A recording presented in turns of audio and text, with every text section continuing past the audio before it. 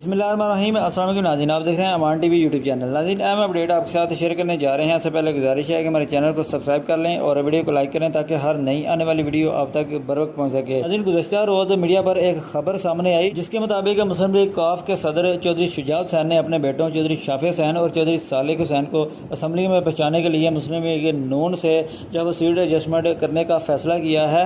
تفصیلات کے مطابق چودھری شجاعت حسین اور میاں شہباز شریف جلد سیٹ ایڈجسٹمنٹ کے حوالے سے معاملات طے کریں گے، جبکہ مسلم لیگ ق 15 سیٹوں پر سیٹ ایڈجسٹمنٹ کرنے کی خواہش مند ہے، جس میں سے ضلع گجرات کی سیٹیں بھی شامل ہیں۔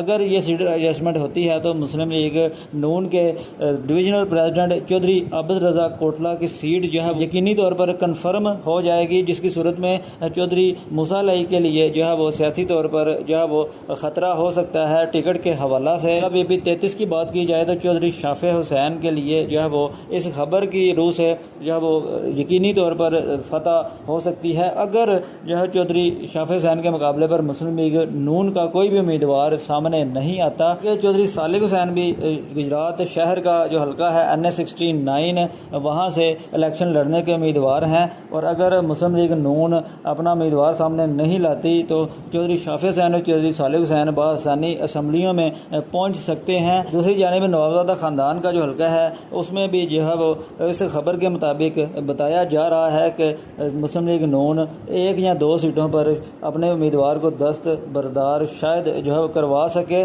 لیکن یہ ابھی تک صرف خبر ہے۔ اس خبر میں کتنی سچائی ہے آنے والے وقت میں واضح ہو جائے گا۔ مزید اپڈیٹس کے لیے دیکھتے رہیں امان ٹی وی۔